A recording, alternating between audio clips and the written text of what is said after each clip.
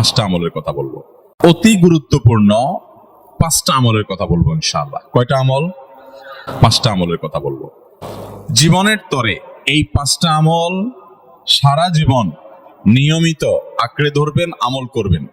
Number এক, সবচেয়ে বেশি যেটা করতে হবে পরিমাণে, জুমার দিন জুমার রাত বৃহস্পতিবার সন্ধ্যা থেকে নিয়ে শুক্রবার সন্ধ্যার আগ পর্যন্ত পরিমাণে সবচেয়ে বেশি করতে হবে যে আমলটা, সেটা হলো দুরূদ শরীফের আমল। কিসের আমল? ভাইরা, দুরূদ এমন একটা আমল, আপনি যদি শুধু দুরূদের এই আমলটাকে আঁকড়ে ধরেন, সবসময় আপনার মুখ দিয়ে দুরূদ বের হতে থাকে, পড়তে থাকেন, তো নবী করিম সাল্লাল্লাহু আলাইহি সাল্লামের ভাষ্য অনুযায়ী, তার ওয়াদা অনুযায়ী, ইদান তুকফা হাম্মুক ওয়া তুগফার যামবুক, তোমার যত পেরেশানি আছে নবী সাল্লাল্লাহু আলাইহি সাল্লাম বলেছেন, এই সব পেরেশানি দূর করার জন্য এই দুরূদের আমলটা যথেষ্ট হবে ইনশাআল্লাহ। এবং গুনাহ মাফের জন্য এই দুরূদের আমলটা কি হবে? যথেষ্ট হবে।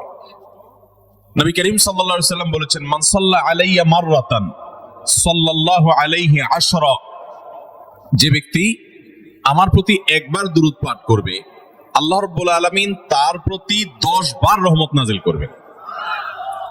নাম্বার 2, জুমার দিন উপলক্ষে অন্য যে কোনো দিনের চাইতে জুমার দিন অর্থাৎ শুক্রবারের ফজর নামাজ পুরুষরা মসজিদে জামাতের সাথে পড়বেন, জামাতের সাথে পড়ার নিয়ত করবেন পাক্কা। কারণ অন্য যে কোনো দিনের ফজর নামাজ না, শুধুমাত্র যত নামাজ আছে, নবী করিম সাল্লাল্লাহু আলাইহি সাল্লাম বলেছেন, আফদালুস সালাওয়াতে ইনদাল্লাহ, আল্লাহর কাছে দুনিয়ার সব নামাজের মধ্যে, 5 ওয়াক্ত সাধারণ নামাজগুলোর মধ্যে সবচেয়ে উত্তম নামাজ হলো সালাতুল ফজরে মাআল জামাআতে ইয়াউমাল জুমআহ, জুমার দিন ফজরের নামাজ জামাতের সাথে আদায় করা হলো যত নামাজ আছে এর মধ্যে সবচেয়ে শ্রেষ্ঠ নামাজ।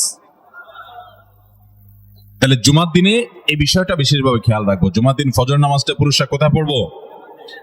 আচ্ছা, 3 নম্বর আমল হলো সূরা কাহাফ পড়বো। কোন সূরা পড়বো? সূরা কাহাফ। যারা কোরআন পড়তে পারেন না তারা শুনবেন, আর যারা পড়তে পারেন তারা নিজে পড়বেন।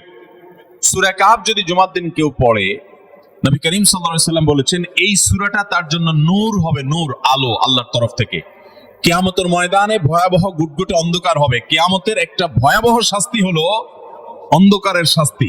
ভাইরা আমার, অন্ধকারের শাস্তি মানে এমন ভয়াবহ অন্ধকার হবে যে দুনিয়ার অন্ধকারের সাথে কোনো তুলনাযোগ্য নয়।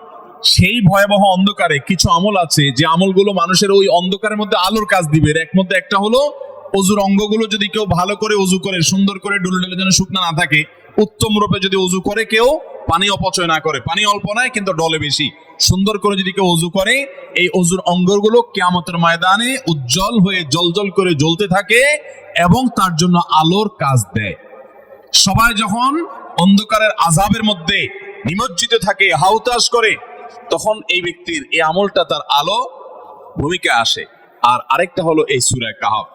অন্য অনেক উলামা ইকরাম বলেছেন, এর ব্যাখ্যা হলো সূরা কাহাফ যদি কেউ এক বৃহস্পতিবারে পড়ে, পরের বৃহস্পতিবার পর্যন্ত, এক শুক্রবারে যদি পড়ে, পরের শুক্রবার আগ পর্যন্ত পুরো সপ্তাহব্যাপী তার ভিতরে নূর, ঈমানের নূর, তাকওয়ার নূর, ইলমের নূর, আমলের নূর, ভালো মানুষ হওয়ার নূর তার ভিতরে আল্লাহ তাআলা সৃষ্টি করে দিবেন। উত্তম রূপে গোসল করবে, ভালো করে গোসল করবে জুমার দিন।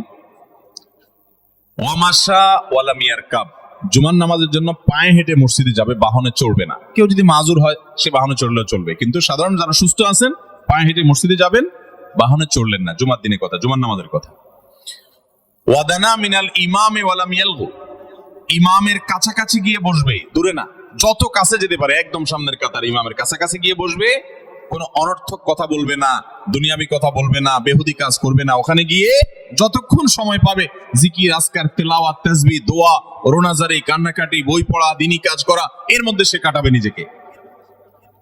এই কয়েকটা কাজ যদি করে, তাহলে কাজ কয়টা হলো? আগে আগে ঘুম থেকে উঠা, ওই যে ফজর নামাজ জামাতের সাথে পড়া ইত্যাদি, গোসল করা উত্তম রূপে, আর পায়ে হেঁটে মসজিদে যাওয়া, বাহনে না চড়া।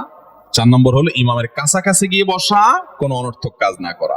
এই 4টা কাজ যদি কেউ জুমার দিনে করে, নবী করিম সাল্লাল্লাহু আলাইহি সাল্লাম বলেছেন, ওই ব্যক্তি বাসা থেকে মসজিদ পর্যন্ত যে আসলো, যতগুলো পা ফেলবে, যতগুলো স্টেপ ফেলবে, যতগুলো কদম দিবে, প্রতিটা কদমের বিনিময়ে আল্লাহ রাব্বুল আলামিন তার অ্যাকাউন্টে, তার আমল নামাতে 1 বছর রাত জেগে, সারা রাত জেগে তাহাজ্জুদ নামাজ পড়লে এবং 1 বছর সারা দিন, প্রত্যেকটা দিন পুরো বছর জুড়ে নফল রোজা রাখলে যে পরিমাণ সওয়াব পাইতো, 1 বছর নফল রোজা, 1 বছর রাতভর জেগে তাহাজ্জুদের নামাজ পড়ার সওয়াব মাত্র একটা কদম ফেলার বিনিময়ে দিবেন।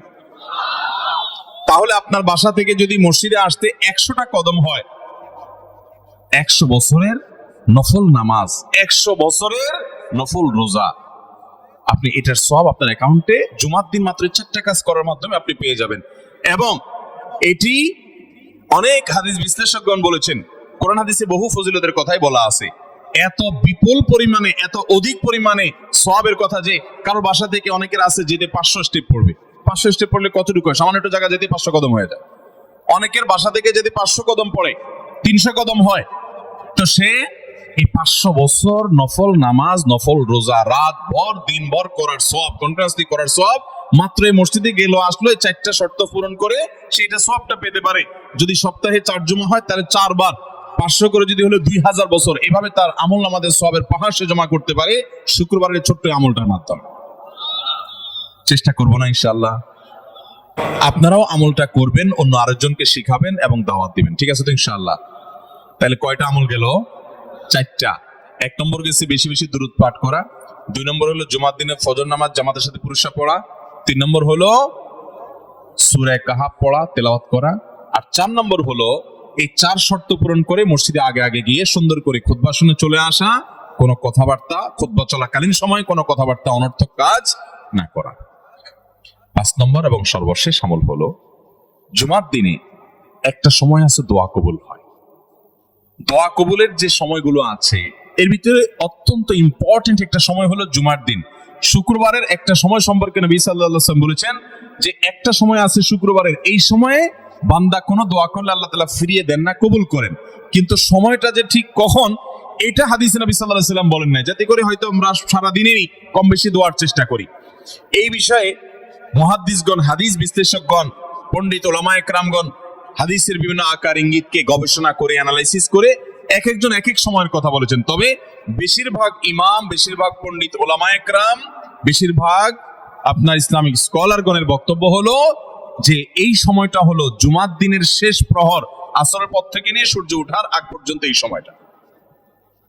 অতএব আমরা জুমার দিনের 5 নম্বর আমল হলো বেশি বেশি করে সারাদিনই কম বেশি দোয়া করব। দোয়ার জন্য সবসময় হাত তোলাও জরুরি না, যদিও সাধারণ অবস্থায় দোয়ার জন্য হাত তোলা আদব, কিন্তু আপনি চলতে ফিরতে, উঠতে বসতে, কাজের ফাঁকে আপনি আল্লাহর কাছে মনে মনে দোয়া নিবেদন করবেন। অনেক চাওয়া আমাদের কাছে, আমাদের আল্লাহর কাছে আছে। ভাই আমার নাই, জিকির নাই, এমন কোন মুহূর্ত ইমানদারের জীবনে থাকতে পারে না। নবী করিম সাল্লাল্লাহু আলাইহি ওয়াসাল্লাম এই পরিমাণ দোয়া করতেন। এই জন্য ভাইরা, দোয়া যদি সবসময় করতে কষ্ট হয় হাত তুলতে, আপনি হাত তোলা ছাড়া শুক্রবারে দোয়া করেন, দোয়াটা অনেক বেশি করা দরকার।